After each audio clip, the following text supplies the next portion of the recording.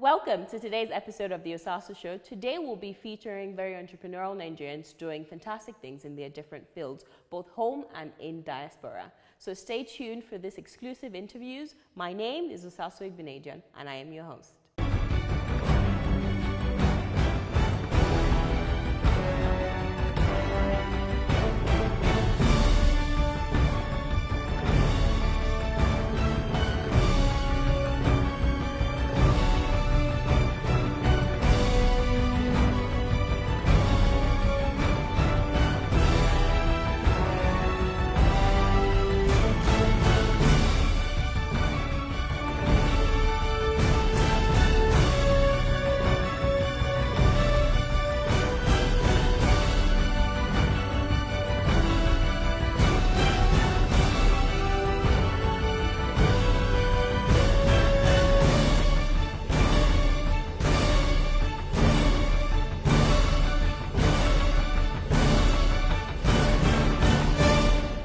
Welcome back to the Osasu Show. With me right now is Mr. Gerald Kanuya.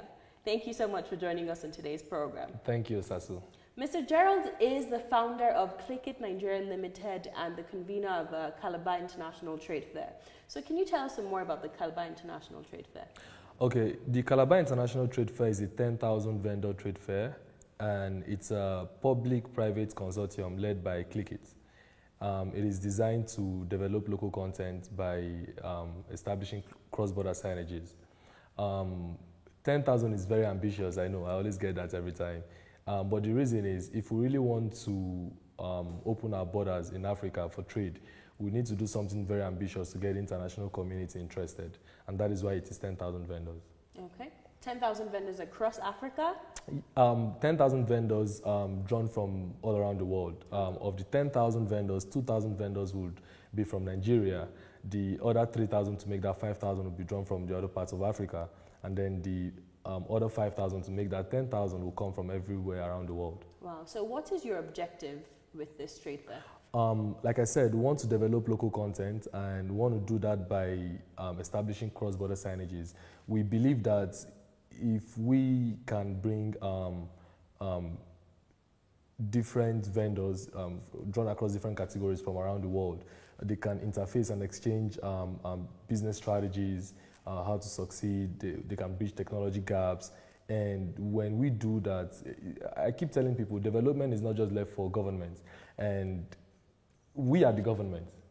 You know, government, democracy, I know, is defined as the government for the people, by the people, and you know, I mean, I can't even remember, right, exactly. So, but we are the government, and I think the organized private sector needs to begin to play active roles in fostering development, especially across Africa. And then because we are organizing this in Nigeria, then yes, in Nigeria in particular.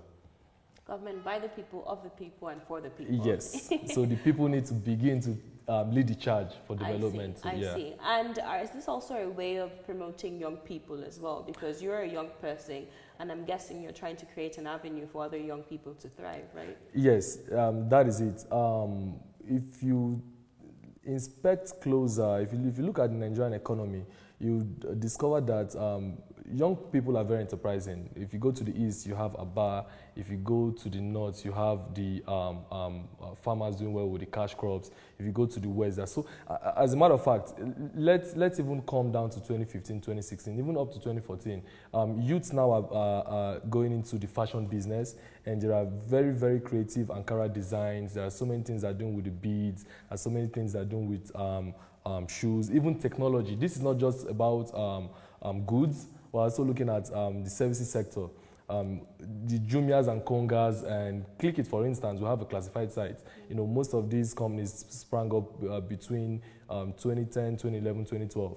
And they're doing so well for themselves. They started without much of a government support. So we think an organized event like this that would interface both the government, like our vision is to execute an all-encompassing trade fair that will interface all the players of the economic markets. Okay. And we're talking about the exhibitors, we're talking about the producers, the consumers, and in this spectrum we have the government, we have the private sector as well. So an organized event like this that is blown out of proportion, because 10,000 vendors is a lot. You know. And this is your first trade fair. Yes, so it's very ambitious of you. Right. We're thinking we would execute in 2016, but because of the scale of the project, we are still trying to get a lot of the, I would say, initial partnerships that are incidental to the overall success of the project. Well, you have made some headway in this. Oh yes, trade oh yes, fair. So oh can yes. you talk more about your successes? Right, we have partnered the Nigerian Investment Promotion Council, Commission rather.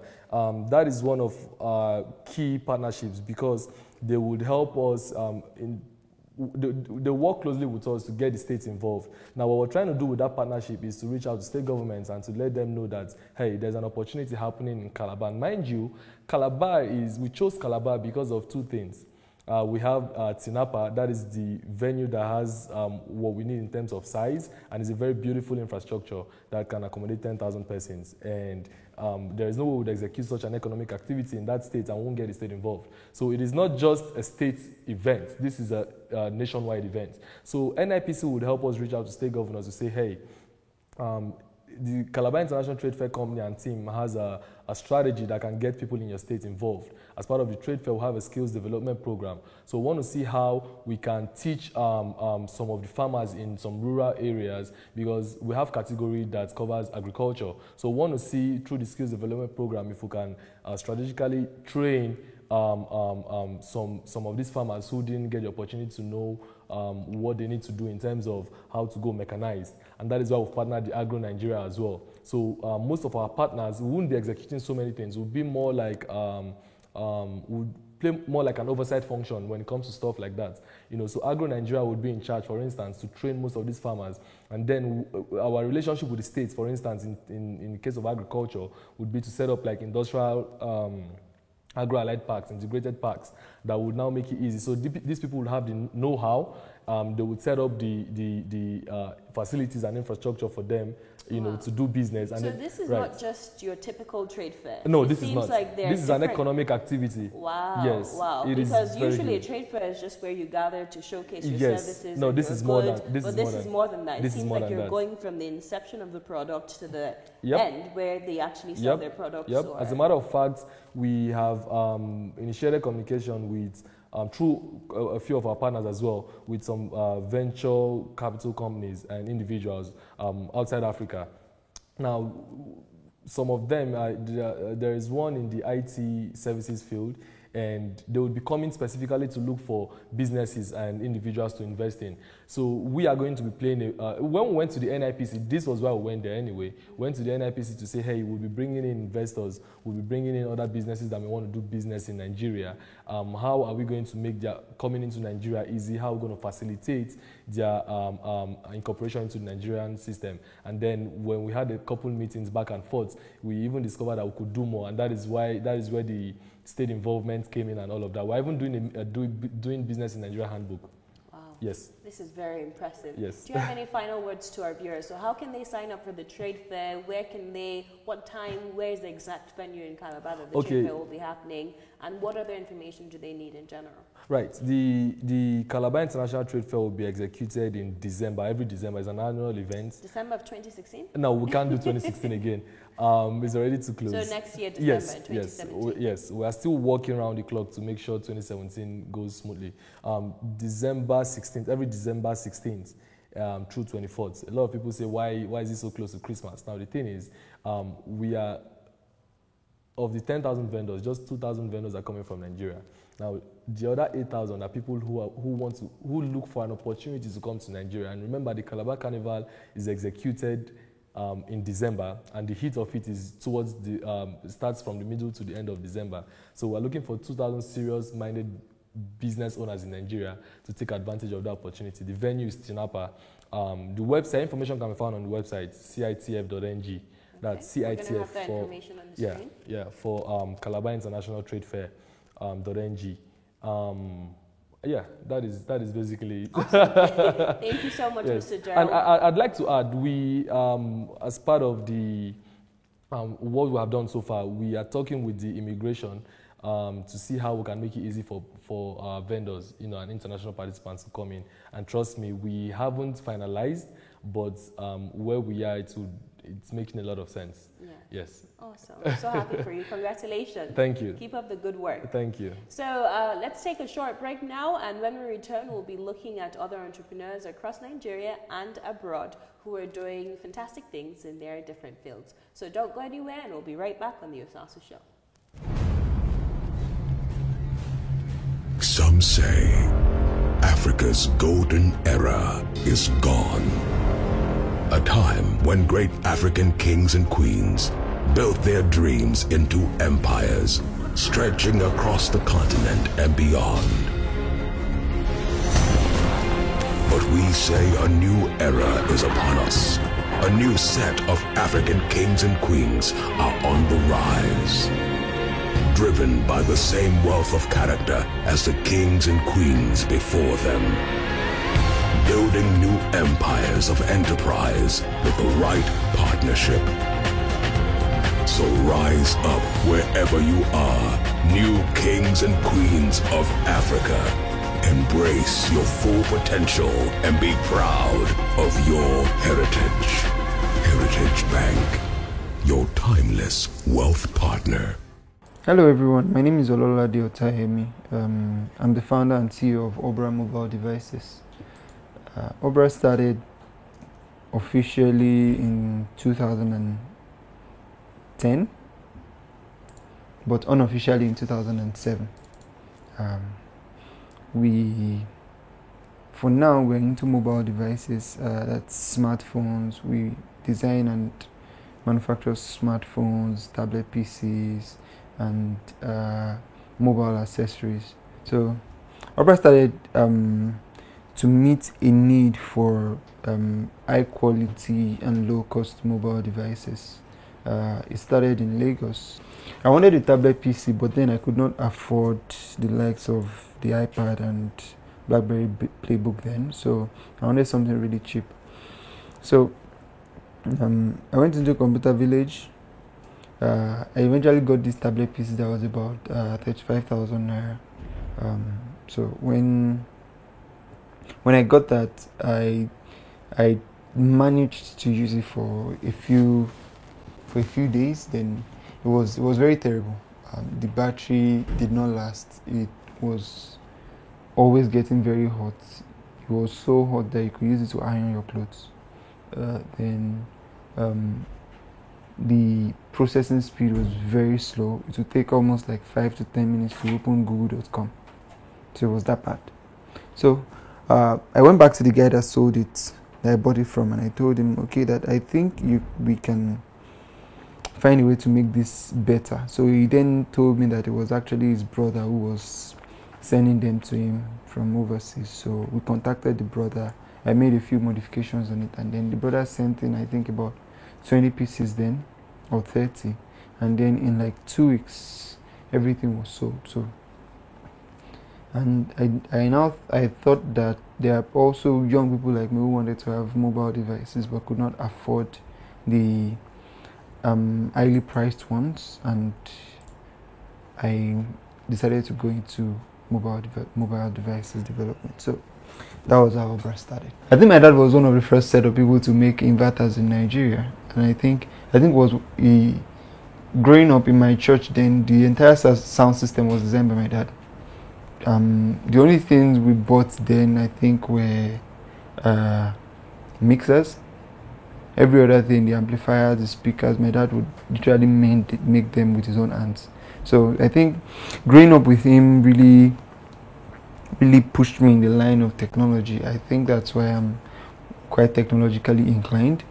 So while growing up then, we had this sound operated bulbs in our house where you snap your finger, as long as there's any sound, maybe snap your finger or clap or something, and then the light comes on or goes off. So I think that just got my mind, how would I say it now? I think that just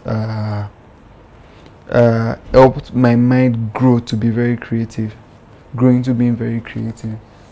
So everywhere I find myself, I always try to be as creative as possible. if you look around our office, you see some, maybe we'll talk about that later, you see some really creative stuff. You can see the shelf.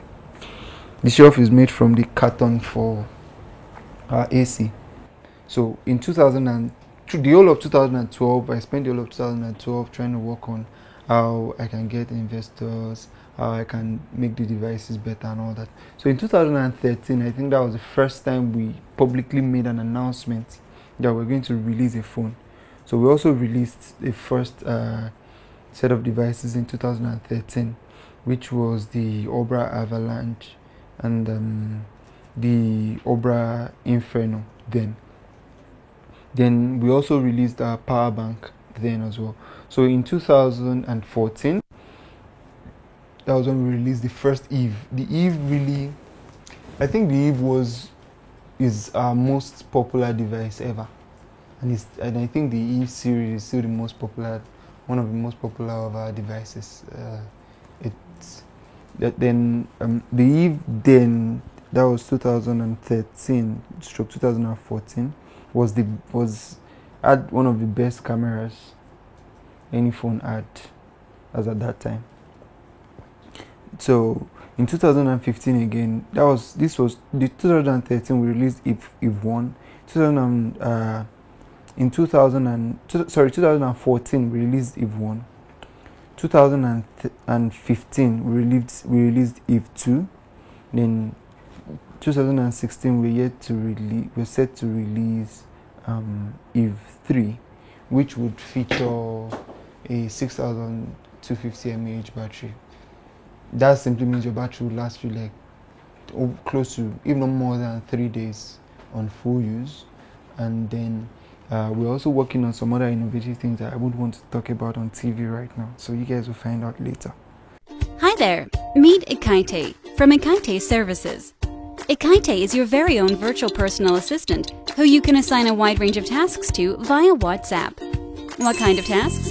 Well, Ekaite can do all your grocery shopping, assist you with travel arrangements, take care of your laundry and dry cleaning, deliver food from your favorite restaurant right to your doorstep, arrange for diesel to be sent to your home or office, provide professional drivers when needed. Ekaite can also arrange reliable house cleaners for your home, send gifts to your loved ones on your behalf. Too lazy to cook? Ekaite can arrange a chef to prepare you a meal right in your home. These are just a few of the things Ekaite can do for you.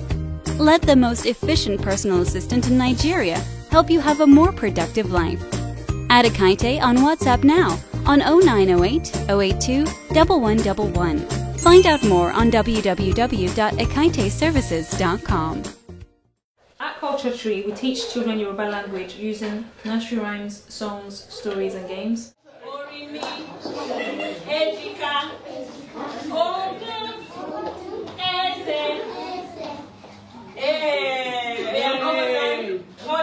Now really fast. Orimi, Ejika, Ogun, Ese. Orimi, Ejika, Ogun, Ese. Orimi, Ejika, Ogun, Ese. Tireni Oluwa. Children learn better when they're having fun. It's all well and good teaching them and using like the phonics and all that kind of things, but it's when they're learning subconsciously, they retain knowledge better. So we use nursery rhymes because children love nursery rhymes. Stories, children love stories. 1, 2, 3, go. Orimi, Ejika, Ogun, Ese. Orimi, Ejika, Ogun, Ese. We use popular nursery rhymes because we know that children already know the English version, so we translate it to Yoruba so they know that this is the song. So for example, Old MacDonald had a farm, we have Baba MacDonald ni oko. For This Is the Way, we have Bayi Lashe. So we have basically songs in English that we translated to Yoruba so the children can understand it better. Baba MacDonald ni oko, iya iya yo, lori oko ye oni malu, iya iya yo, pẹ̀lú mumu níbi àti mumu níbẹ̀, níbi mu níbẹ̀ mu, gbogbo ibi mumu. Baba MacDonald ni oko, iya iya yo. I'm very passionate about passing on my language to my children. My daughter's 3 years old and I've always taught her since she was very little to speak Yoruba.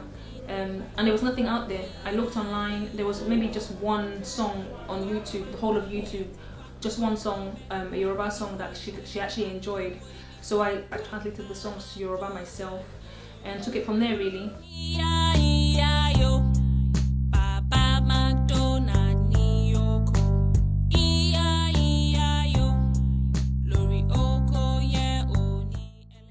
Parents should always speak their language to their children. I'm not saying don't speak English. I mean, I speak English to my daughter as well, but I also speak Yoruba. Her first language is Yoruba. Sometimes she responds to me in English, but I correct and I tell her the Yoruba word. Sometimes it's difficult because maybe there's intermarriages and maybe you don't speak the language yourself. But I think it's very, very important that our children understand our mother tongue, whatever that may be, whether it's Shona, Yoruba, Hausa, Igbo, just to give them a basic understanding of it. Even if they're not going to be fluent in it, at least they understand it.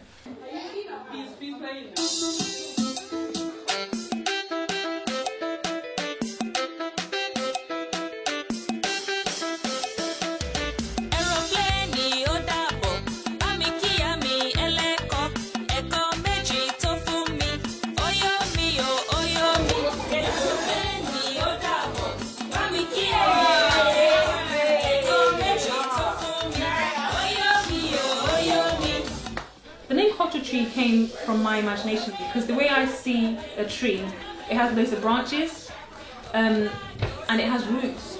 So I was thinking along the lines of, you know, you have to be rooted in your culture, and also Culture Tree, my vision is that we have different branches. So we have the Culture Tree TV, we have the entertainment side of it, we have the show, we have the clothing, we have the food side. So there's different avenues that we can go into, and it's just different branches of our culture. I just want to put a message out to parents, especially Nigerian parents, African parents. Let's not forget our roots. Let's keep our roots alive. Let's make sure we teach our children our language. It's very important. It's not just like something I have a passion about. I think they'll always be reminded, whether we like it or not, they will be reminded that they're African at some point in their life. And it's going to be a shock to them when they're like, actually, I'm African, but I don't identify as being African. It's going to be a huge shock to them. And I think it's very important that our children know that, okay, I'm here in the UK, I'm here in America, I'm here away from Africa, but I'm still African. And the way of being African is by knowing my language, by knowing my culture, by identifying with my people. Don't be lost in no man's land. This is no man's land. Africa is our home. Let's not get lost. Let's keep our roots alive.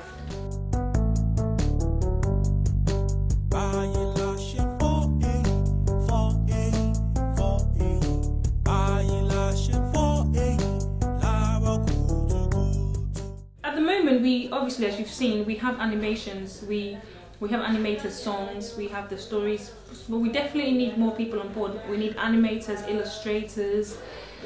People email me every day that they want to be involved. So anywhere anybody can get involved, they just contact me. I'll be willing to hear what they can bring on board.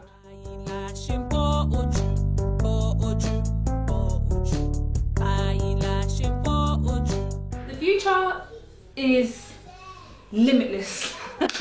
The future for me, I think I want to basically have a TV show, have a station where we play all kinds of African languages, not just Yoruba. We're going to have Igbo, we're going to have Swahili, we're going to have Hausa, we're going to have Shona. Basically an African channel for children, showing children content, educational content for children. They're going to learn the songs, they're going to learn our history, our culture, the way we dress, the way we do things. It's just basically a way, it's going to be, yeah. I see the future is bright for Culture Tree. It's limitless what we could do. That's it for today's episode of the Osasu Show. I hope you have enjoyed this very insightful episode. Make sure you patronize the businesses of these young entrepreneurs. Also, this t-shirt that I'm wearing, the Osasu Show, you can get it on our website, theosasushow.com, or simply send a text to the number on the screen to handle all the shipping and different logistics that you need to receive a t-shirt like this if you like it. So for more information on sustainable development across Africa and current affairs, you can visit our website also, theosasushow.com. Don't forget to follow us on social media at The Osasu Show on Instagram, Facebook, and Twitter. To read my personal articles on current affairs, politics, sustainable development, and all that good stuff, you can visit my personal website, osasoigbenedion.com, and follow me on social media at osasoigbenedion on Instagram, Facebook, and Twitter. Until next time, take very good care of yourself. God bless you.